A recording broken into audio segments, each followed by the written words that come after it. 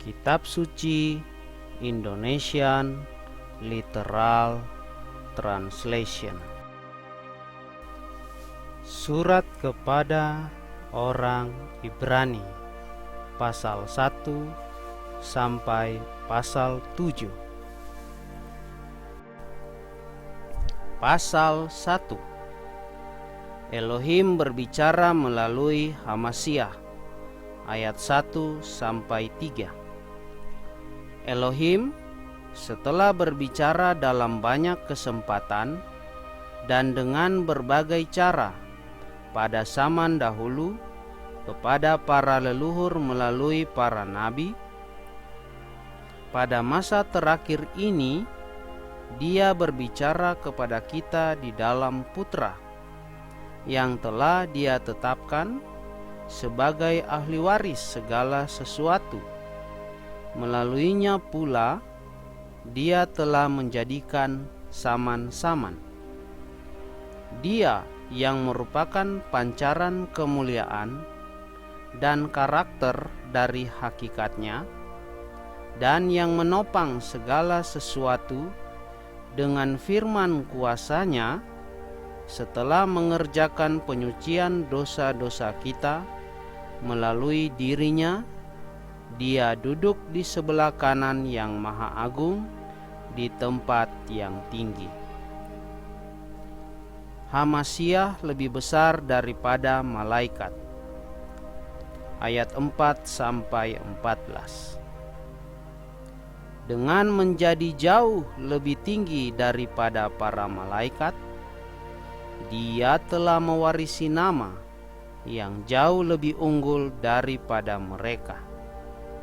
Sebab kepada siapakah di antara para malaikat Dia pernah berkata, "Engkaulah putraku, hari ini aku telah memperanakan engkau," dan lagi, "Aku akan menjadi bapa baginya, dan dia akan menjadi putra bagiku," dan lagi, "Ketika dia membawa putra sulung itu ke dalam dunia ini, Dia berkata, maka hendaklah seluruh malaikat Elohim menyembah kepadanya."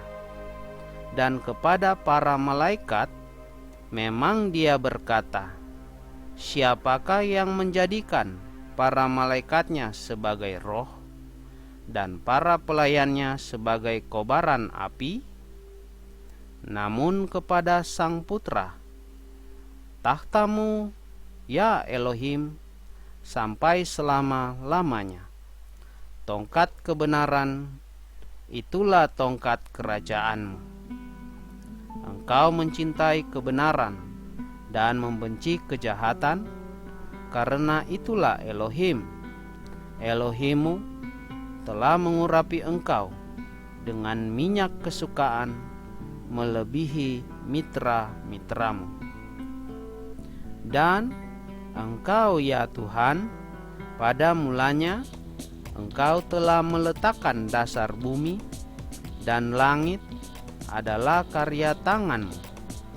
Mereka itu akan lenyap, tetapi engkau tetap ada, dan segalanya akan menjadi usang seperti jubah.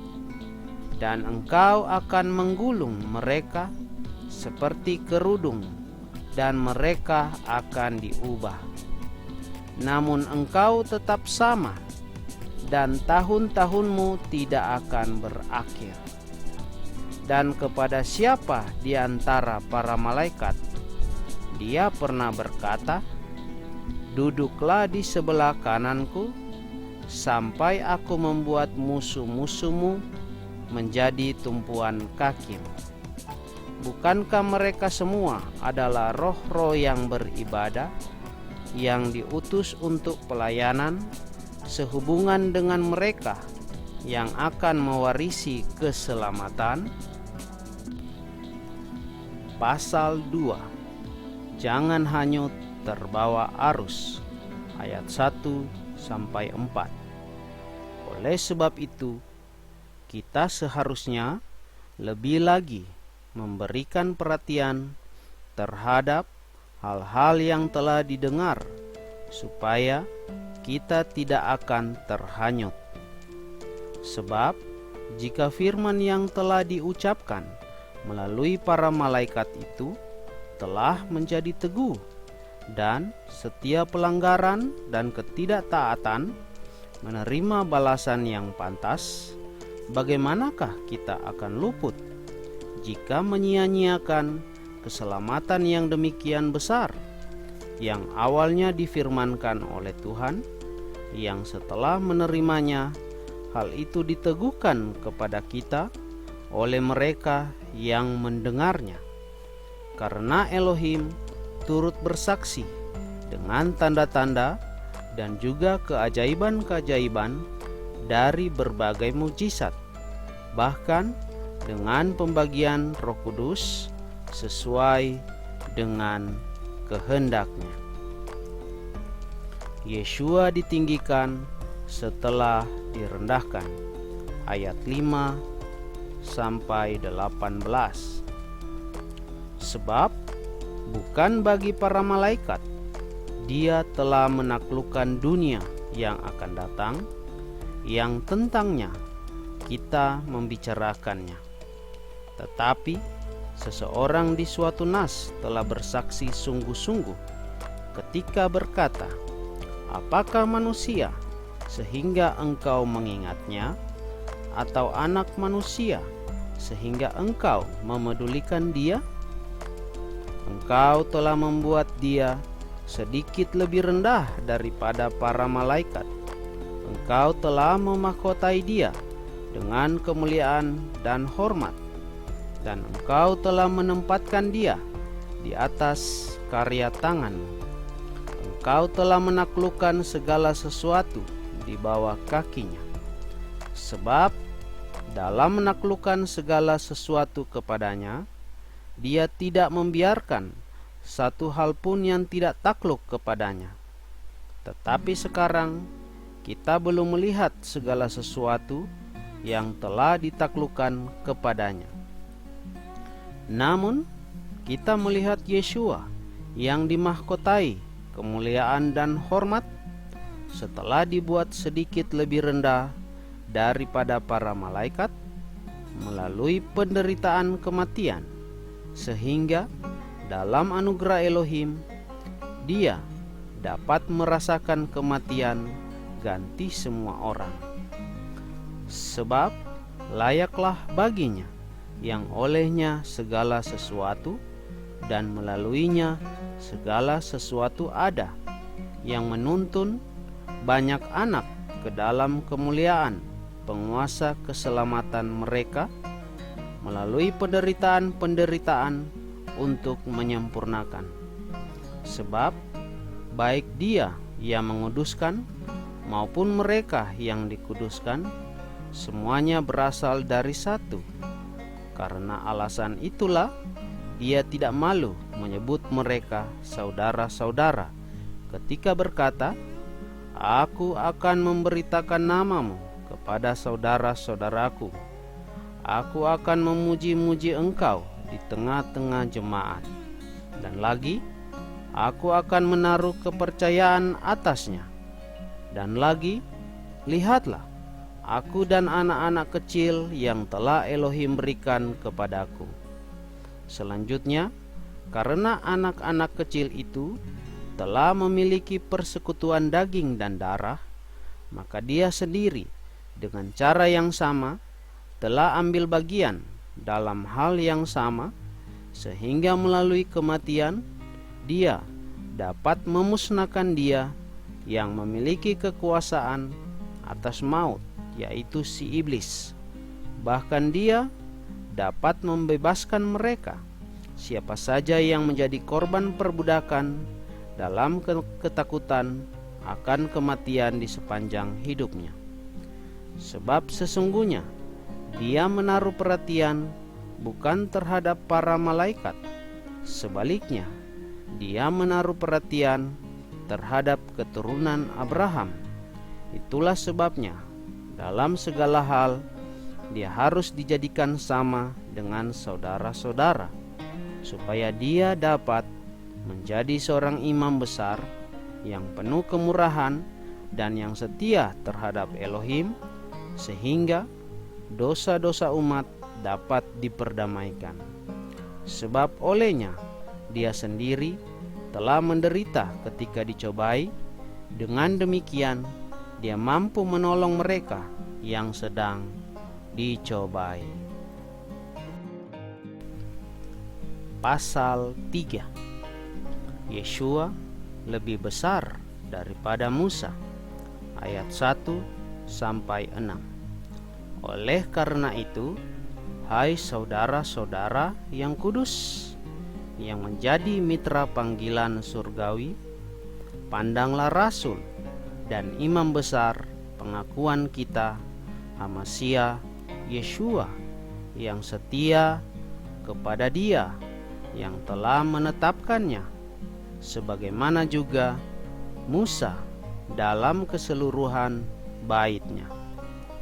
Sebab dia ini telah dianggap layak akan kemuliaan yang lebih besar daripada Musa, sama seperti seseorang yang telah membangun rumah memiliki kehormatan lebih daripada rumah itu. Sebab setiap rumah dibangun oleh seseorang, dan Dia yang telah membangun segala sesuatu adalah Elohim. Dan Musa benar-benar setia di dalam seluruh baitnya, seperti seorang pelayan, sebagai suatu kesaksian yang akan dipercakapkan. Tetapi Hamasya selaku putra atas baitnya, yang baitnya itu adalah kita, hanya apabila kita memegang teguh keyakinan dan kemegahan pengharapan itu sampai pada akhirnya. Peringatan tentang dosa ketidakpercayaan. Ayat 7 sampai 19. Oleh karena itu, sebagaimana Roh Kudus berkata, hari ini jika kamu mendengar suaranya, janganlah keraskan hatimu seperti dalam pemberontakan, seperti pada waktu pencobaan di padang gurun, tempat para leluhurmu telah mencobai aku. Mereka telah menguji aku, bahkan telah menyaksikan perbuatan-perbuatanku 40 tahun. Sebab itu aku muak terhadap generasi itu dan berkata, mereka senantiasa tersesat dalam hatinya, dan mereka tidak memahami jalan-jalanku. Maka dalam geramku aku telah bersumpah, sekali-kali mereka tidak akan masuk ke dalam perhentianku. Perhatikanlah, hai saudara-saudara, supaya jangan sampai ada dalam seorang pun dari kamu suatu hati yang jahat berupa ketidakpercayaan, sehingga berpaling dari Elohim yang hidup. Tetapi teguhkanlah dirimu setiap hari selama masih dikatakan hari ini, supaya jangan ada seorang pun dari antara kamu dikeraskan hatinya oleh tipu daya dosa. Sebab kita telah dijadikan mitra-mitra Hamasya, jika saja kita dapat teguh berpegang sampai akhir pada keyakinan semula. Di dalamnya dikatakan, hari ini jika kamu mendengar suaranya, jangan keraskan hatimu seperti di dalam pemberontakan itu. Sebab beberapa orang yang telah mendengar, mereka justru menghasut, sekalipun bukan semua orang yang telah keluar dari Mesir melalui Musa. Dan kepada siapakah dia murka selama 40 tahun? Bukankah kepada mereka yang telah berdosa, yang mayatnya bergelimpangan di padang gurun? Dan terhadap siapa dia telah bersumpah bahwa mereka tidak akan masuk ke dalam tempat perhentiannya, selain terhadap mereka yang tidak taat? Maka kita melihat bahwa mereka tidak dapat masuk karena ketidakpercayaan. Pasal 4. Perhentian yang dijanjikan kepada umat Elohim, ayat 1-16. Karena itu, biarlah kita menjadi takut terhadap janji yang ditinggalkan untuk masuk ke dalam perhentiannya, supaya jangan ada seorang pun di antara kamu yang dianggap kurang memenuhinya. Sebab kita juga yang telah diinjili adalah sama seperti mereka. Tetapi firman dari pemberitaan itu tidak menguntungkan mereka, karena tidak dipadukan dengan iman pada mereka yang telah mendengarkan. Sebab kita sedang masuk ke dalam perhentian orang-orang yang percaya, seperti yang telah Dia katakan, maka dalam geramku aku telah bersumpah, sekali-kali mereka tidak akan masuk ke dalam perhentianku. Meskipun pekerjaan-pekerjaan itu sudah digenapkan sejak permulaan dunia.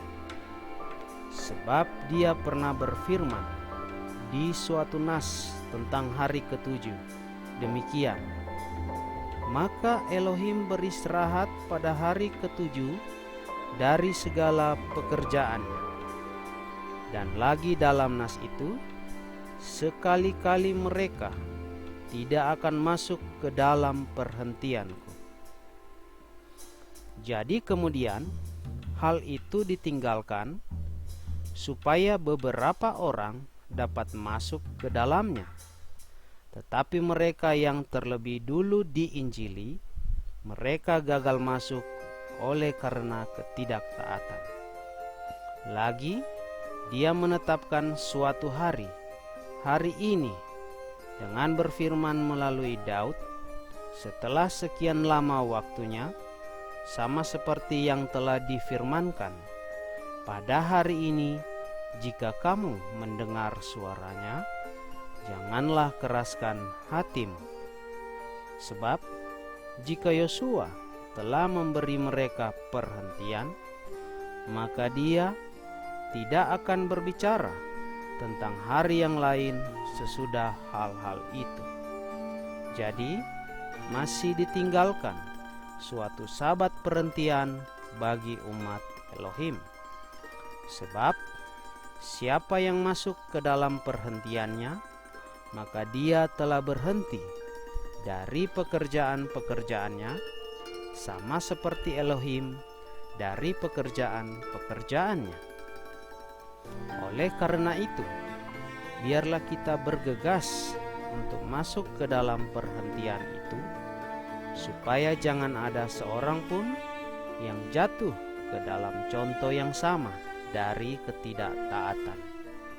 Sebab firman Elohimlah yang hidup dan berkuasa dan lebih tajam daripada pedang bermata dua manapun, juga sanggup membelah hingga terpisahnya jiwa dan roh, serta sendi-sendi dan sumsum, bahkan sanggup membedakan pikiran-pikiran dan niat hati.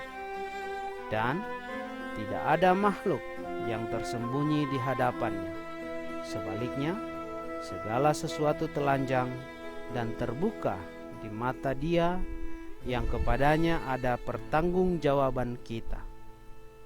Selanjutnya, karena mempunyai seorang imam besar yang agung, yang telah melintasi langit, yaitu Yeshua, Putra Elohim, maka kita dapat berpegang teguh akan pengakuan itu. Sebab kita tidak memiliki imam besar yang tidak berkuasa untuk bersimpati terhadap kelemahan-kelemahan kita. Sebaliknya, yang telah dicobai dalam segala hal sesuai dengan rupa kita, dengan tanpa dosa. Sebab itu, kita dapat menghampiri takhta anugerah dengan keyakinan, supaya kita dapat menerima rahmat dan dapat menemukan anugerah untuk pertolongan yang tepat waktu. Pasal 5 ayat 1 sampai 10. Sebab setiap imam besar yang diangkat dari antara manusia, dia ditetapkan mewakili manusia terhadap Elohim, supaya dia dapat mempersembahkan baik persembahan-persembahan maupun kurban-kurban demi dosa, agar mampu berbelas kasihan kepada mereka yang tidak paham dan yang tersesat. Sebab dia sendiri juga dilingkupi kelemahan, dan karena hal itulah dia wajib mempersembahkan demi dosa, sama seperti yang berkenaan dengan umat. Demikian pula yang berkenaan dengan dirinya sendiri. Dan tidak ada seorang pun yang mengambil kehormatan bagi dirinya sendiri, kecuali dia yang dipanggil oleh Elohim, sebagaimana pula Harun.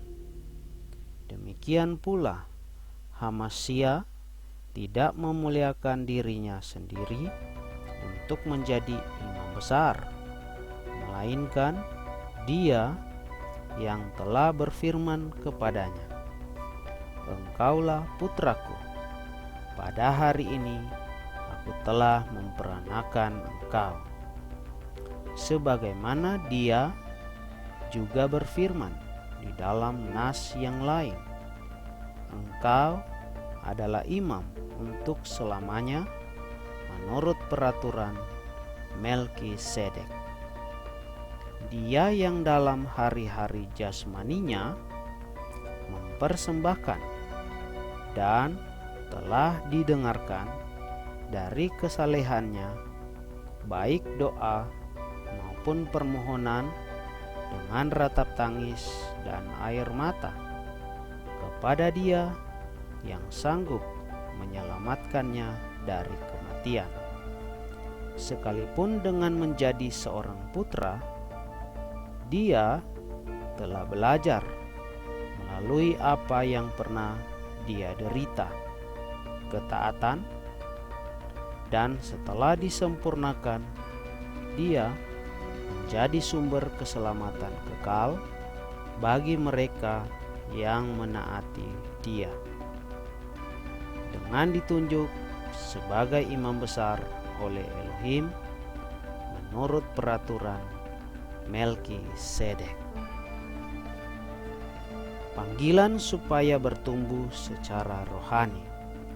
Ayat 11 sampai 14.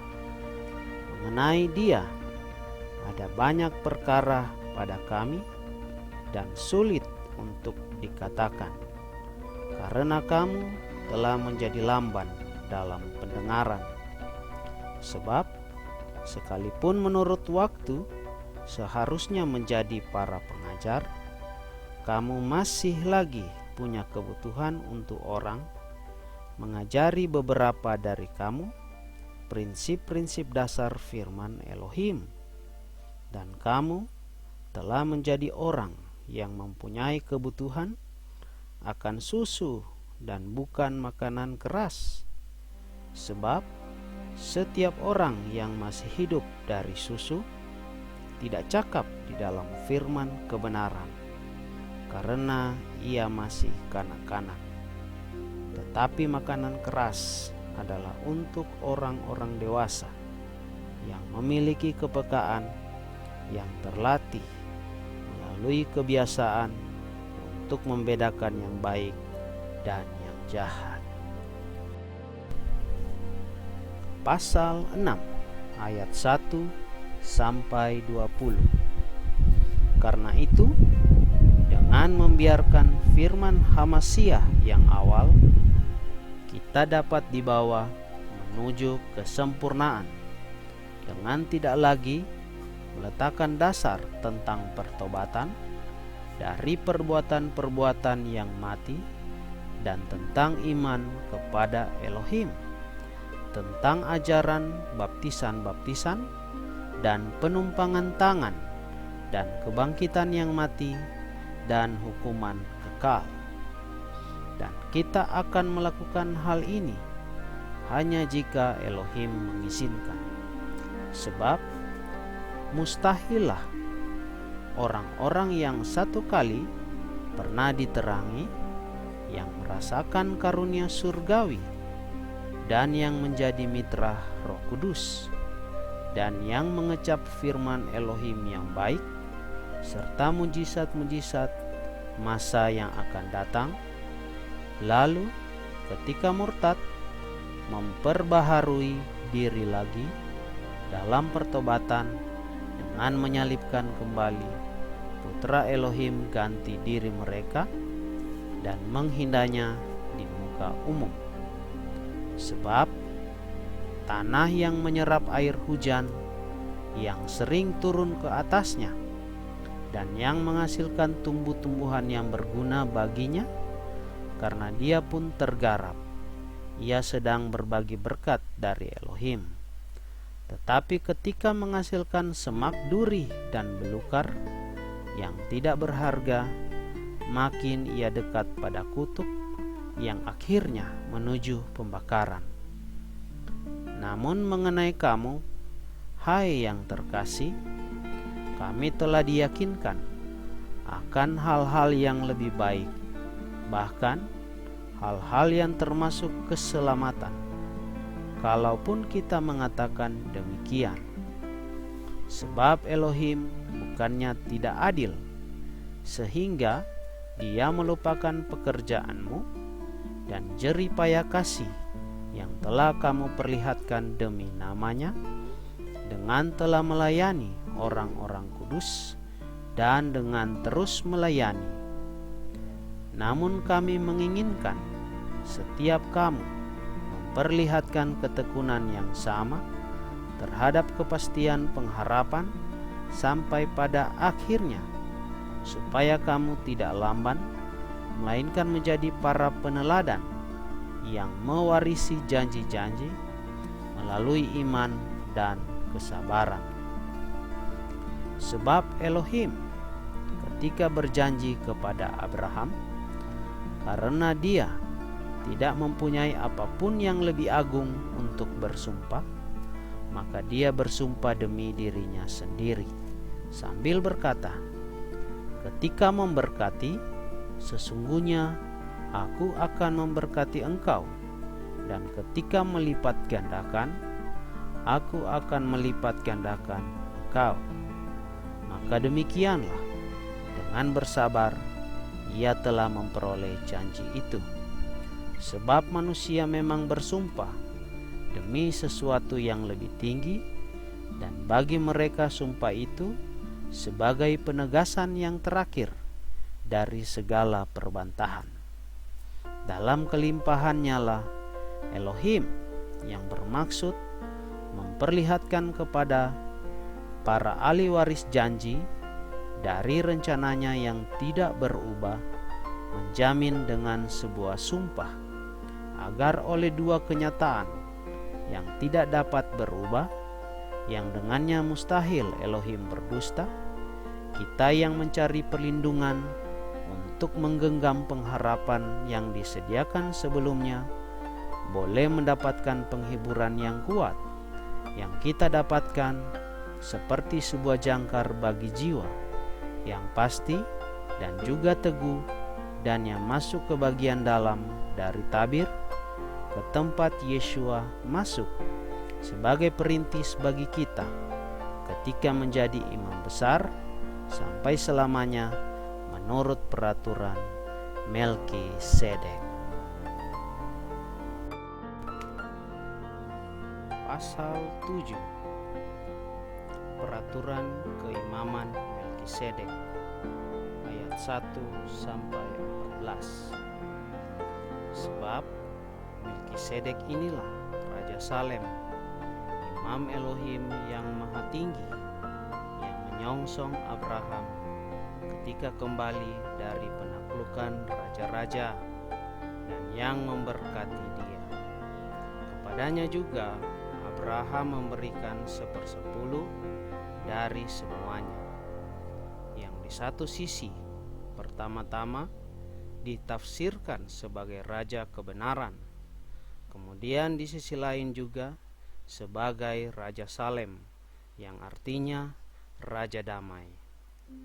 Dia tanpa ayah, tanpa ibu, tanpa silsilah, juga tanpa permulaan waktu, dan tanpa mempunyai akhir kehidupan. Namun karena dijadikan serupa putra Elohim, dia tetap tinggal sebagai imam sampai seterusnya. Dan lihatlah betapa besarnya dia ini, yang kepadanya Abraham leluhur itu bahkan memberikan 1/10 dari jarahannya. Dan sesungguhnya mereka dari antara anak-anak Lewi yang menerima jabatan imam, mereka memiliki perintah untuk mengumpulkan persepuluhan umat menurut Torah. Mereka adalah saudara-saudaranya, meskipun berasal dari kandung benih Abraham. Namun, dia yang tidak segaris silsilah dengan mereka, dia telah mengumpulkan persepuluhan Abraham, dan dia telah memberkati dia yang memiliki janji-janji itu.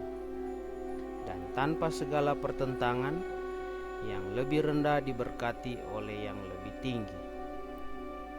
Dan di sini sesungguhnya manusia-manusia yang mati, mereka menerima persepuluhan.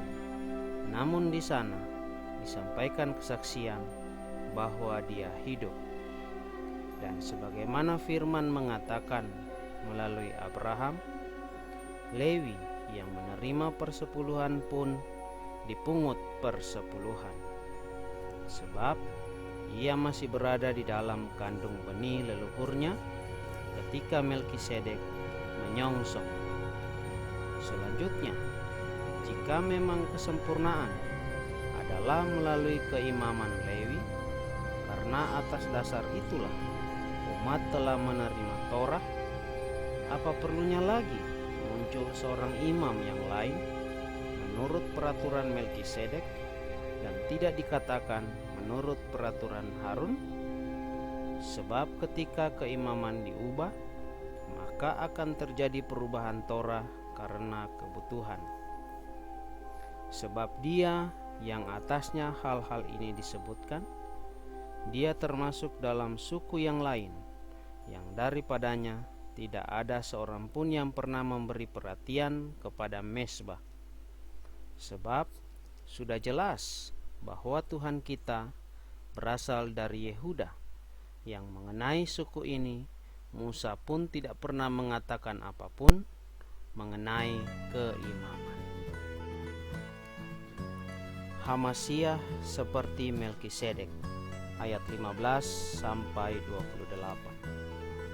Dan hal itu jauh lebih nyata lagi jika dimunculkan seorang imam lain menurut keserupaan Melkisedek, yang dijadikan bukan berdasarkan Torah dari perintah yang bersifat kedagingan, melainkan berdasarkan kuasa kehidupan yang tak berkesudahan.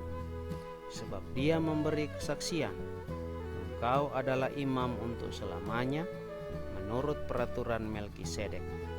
Sebab memang terjadi sebuah pembatalan dari perintah yang lemah dan tidak bermanfaat yang dikeluarkan sebelumnya melalui dia.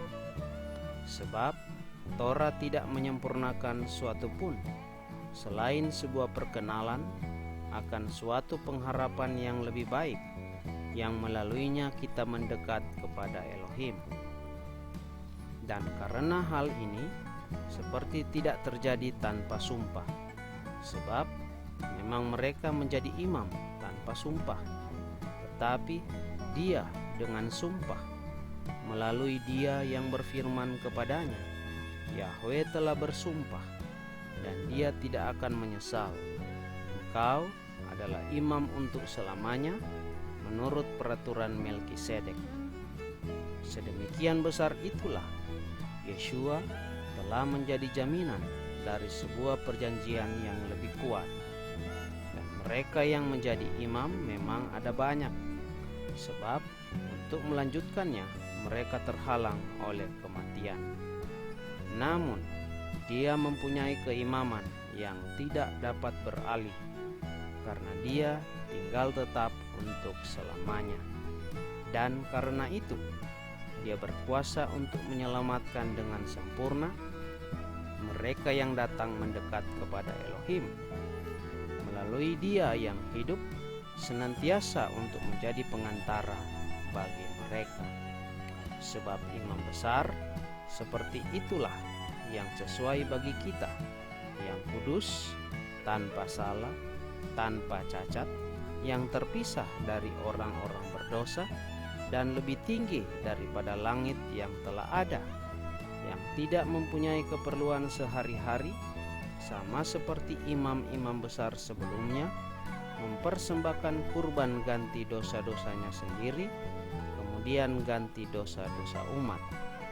Sebab Dia telah melakukan hal itu sekali untuk selamanya dengan mempersembahkan dirinya sendiri.